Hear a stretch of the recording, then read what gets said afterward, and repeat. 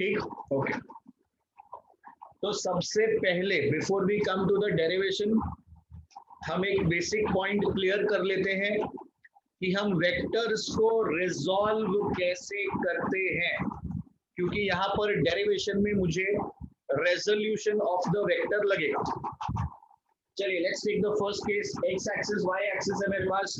Let's say this is a vector that I am having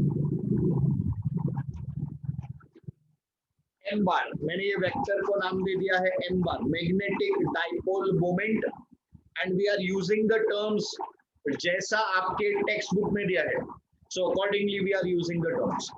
तो मेरे पास magnetic dipole moment है m बार। इस m बार को मैं रिजॉल्व करूंगा into its components. This is the parent. अब इसको हम तोड़ेंगे इनटू कंपोनेंट्स, तो मेरे को दो कंपोनेंट्स मिलेंगे, एक एक्स एक्सिस पे, दूसरा वाई एक्सिस पे। प्लीज देखिए इधर, तो इसको आप नीचे लेके आओ। एक्स एक्सिस वाई एक्सिस पे आप परपेंडिकुलर ड्रॉप कर दो।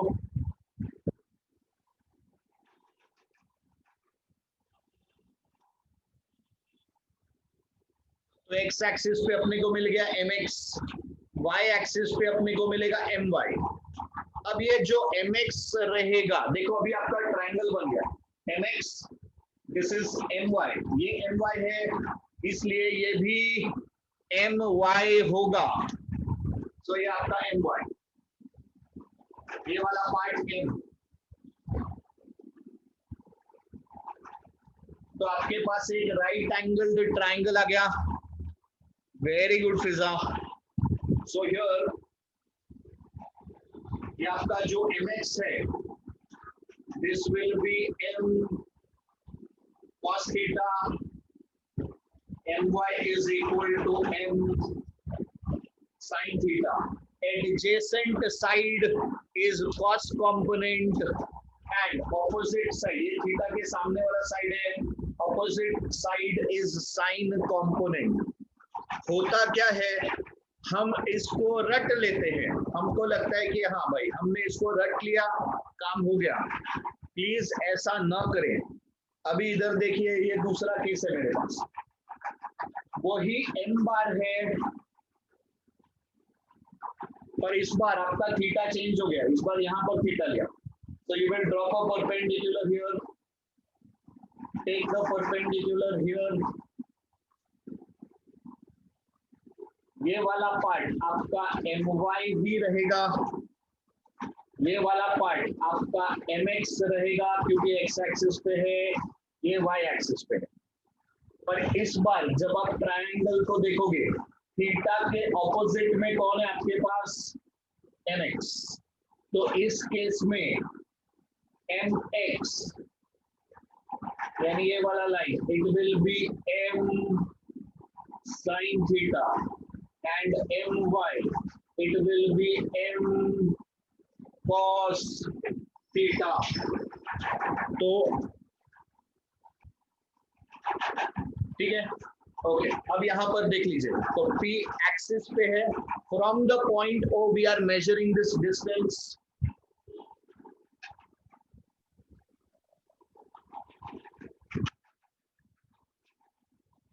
डिस्टेंस हमने लिया r, यहाँ पर भी from the point o we are measuring the distance, this distance is r। तो इस पॉइंट P पे जो हमको मैग्नेटिक फील्ड मिलेगा, इस पॉइंट P पे जो हमको मैग्नेटिक फील्ड मिलेगा, it is given by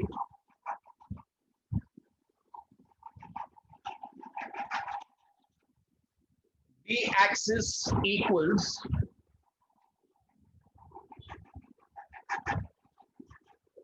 mu 0 upon 4 pi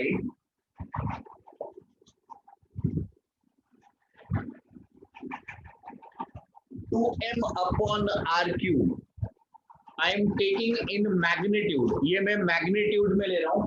m is my magnetic dipole moment, small m is अपना magnetic dipole moment. Good afternoon Narendra. अभी सेकंड सिचुएशन पे आइए। सिचुएशन नंबर 2, ये जो मेरे पास पॉइंट पी है, it is lying along the equator.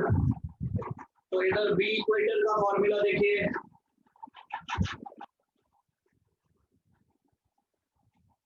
It is mu 0 upon 4 पाई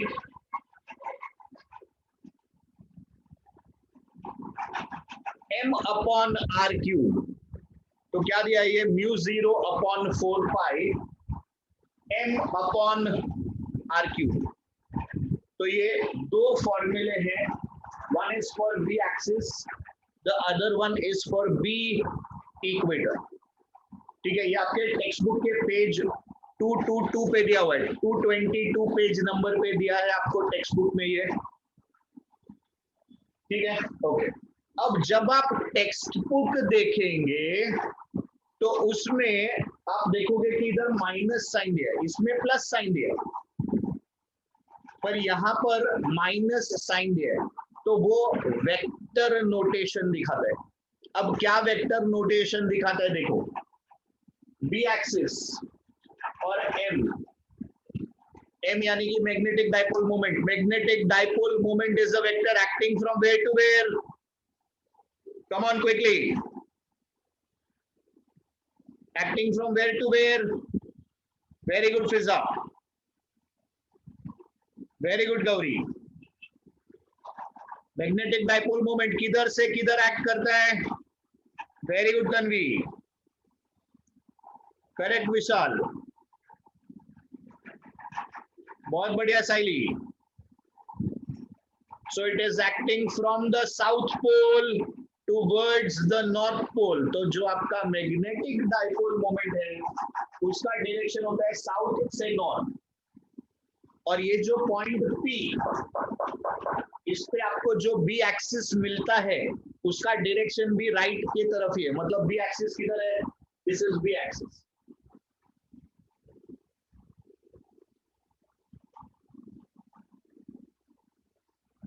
ये आपका m बार, इसीलिए वेक्टर नोटेशन में इधर plus sign.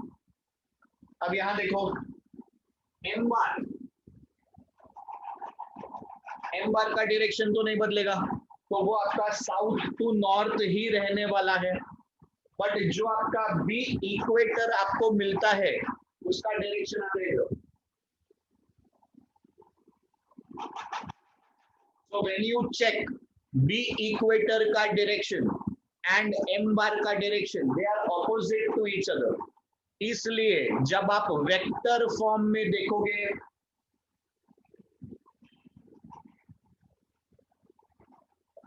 so you have that minus sign given over there।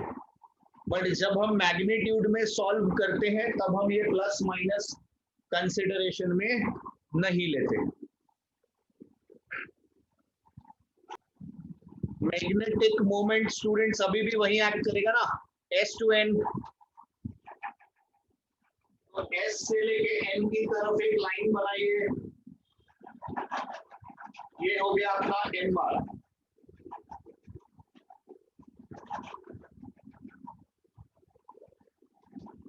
Now try and understand what we are doing। इस M बार को हम resolve कर रहे हैं into two components।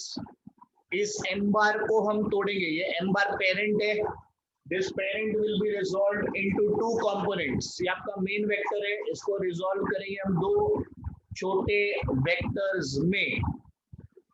तो ये एंगल मेरे पास है थीटा। तो पहला वेक्टर along this line,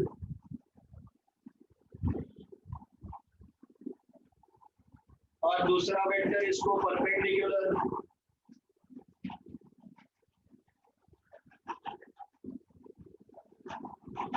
अब ध्यान दीजिए प्लीज, ये थीटा है, ये मेरा एडजेसेंट साइड है। Adjacent side is cos component and the other side is your sign component. तो ये है आपका m साइन थीटा, ये हो गया आपका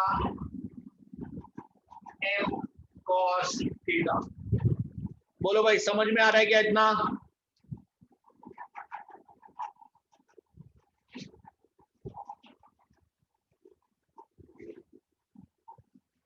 Yes. तो ये मेरा m बार था, इस m बार को मैंने रिजॉल्व कर दिया दो कंपोनेंट्स में, adjacent side is cos component and the opposite side is my sign component. Students, are we clear up to this point? Can we proceed? Yes, sir. Okay, great. चलिए, तो इस point P पे तो basically समझिए हमारे पास अब दो magnet है. अब इसको कैसे समझना है, देखिए अब हमारे पास दो मैग्नेट है. पहला मैग्नेट ये रहा,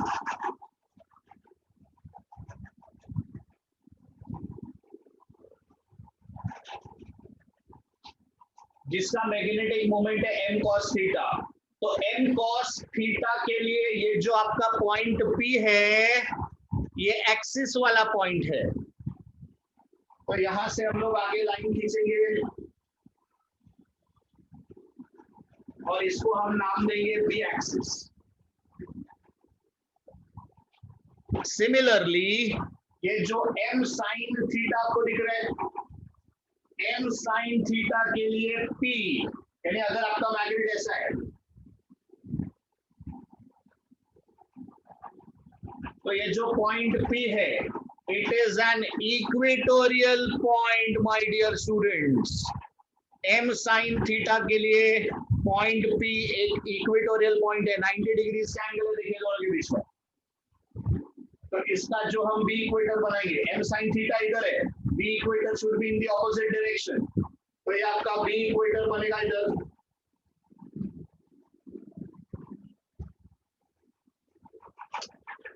हम पैरेललोग्राम लॉ पढ़ चुके हैं, हमने पैरेललोग्राम लॉ पढ़ा हुआ है. If we are having two vectors तो जो रिजल्टेंट होगा उसके लिए हमको पैरेललोग्राम कंप्लीट करना पड़ेगा. So we will complete the parallelogram.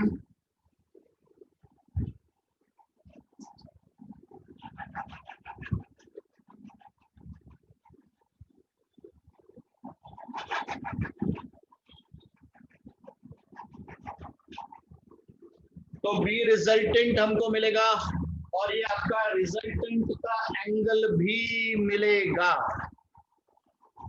So my dear students, just check this diagram. ठीक है, तो फ्रॉम द फिगर एक बार फिर से देख लो. फ्रॉम द फिगर क्या हो गया, μ0/4 pi, normally it is 2m, but इस बार आपका m कितना है, m cos थीटा. एक एक्सिस वाले पॉइंट के लिए m cos थीटा, इक्वेटर वाले पॉइंट के लिए it is m sin theta. तो आपका b एक्सिस b इक्वेटर आ गया. So now you can write Pythagoras theorem. अगर आप पैरेललोग्राम लॉ लिखना चाहते हो तो वैसा लिख सकते हो. So B resultant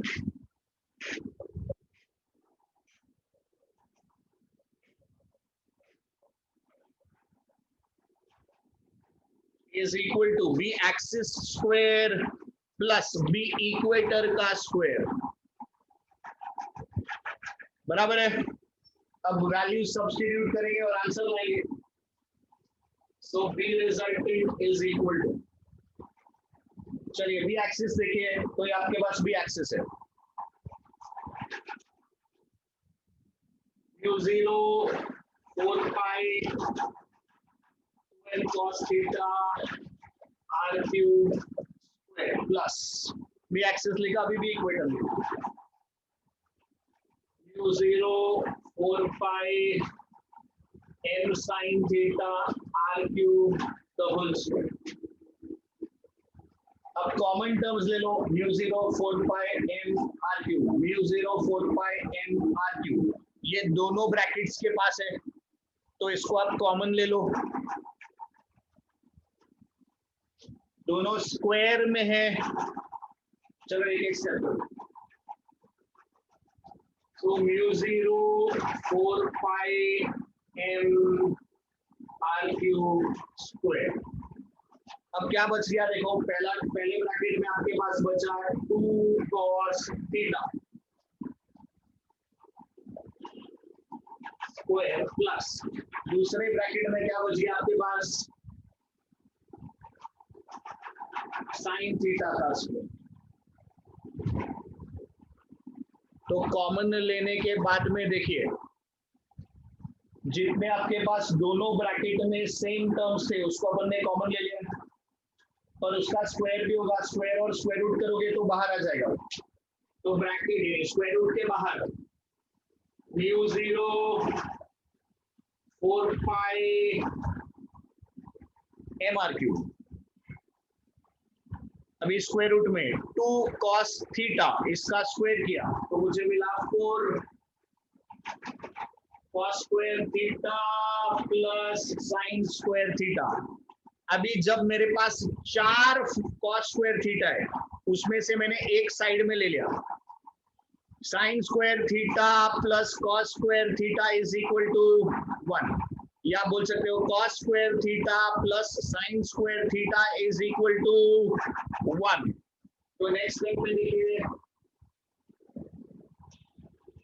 mu 0 4 pi m upon r cube. यहाँ पर एक cos स्क्वायर थीटा इसके पास दिया, तो in the square root 3 cos square theta plus 1, एक cos स्क्वायर थीटा कम हो गया इसके साथ ऐड हो गया, मुझे इधर 1 मिला।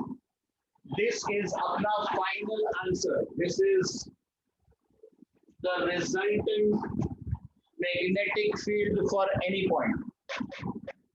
Now we will cross check it immediately. अभी तुरंत हम चेक कर लेते हैं कि ये बराबर है कि नहीं है। उसके लिए आप सिर्फ अपना b एक्सिस और b इक्वेटर का फॉर्मूला आप एक बार याद कर लो या रेफर कर लो। So if you have a point which is on the axis, come on, please answer this. If you have a point which is on the axis, how much is theta? If you have a point which is along the axis, how much is theta? Theta is 0. समझ में आ रहा है सबको?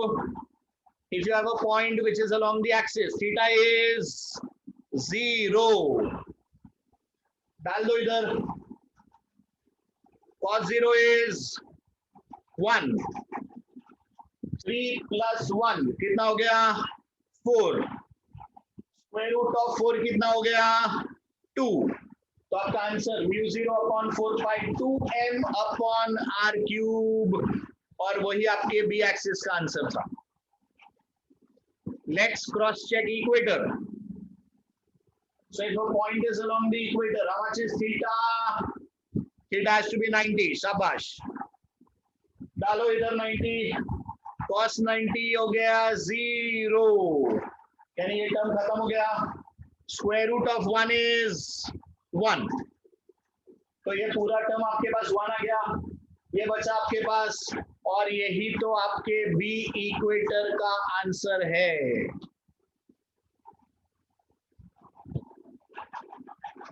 So this was for the resultant. Now coming to the direction, right? अभी तो आपने सिर्फ B resultant निकाला ना, ये अल्फा बाकी है। अल्फा कैसे निकालेंगे देखिए। So if you have a look at this triangle, ये अल्फा है, ये बी एक्सिस है, ये बी इक्वेटर है, ये लाइन बी इक्वेटर है, मतलब ये लाइन भी बी इक्वेटर है। सो जब हम डायरेक्शन निकालते हैं we always take tan, so tan alpha is equal to opposite upon adjacent, so it is b equator upon b axis।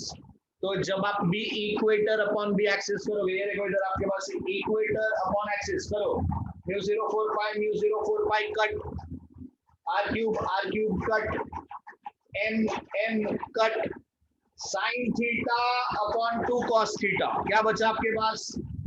आपके पास बचा sine theta upon 2 cos theta. So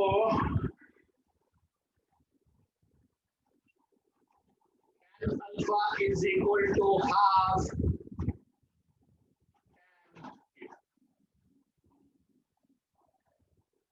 so alpha will be tan inverse of half tan theta। So this is how we can calculate the direction। तो ये direction वाला part है, एक बार इसको भी देख लीजिए आप लोग अच्छे से। If there is any doubt, please let me know।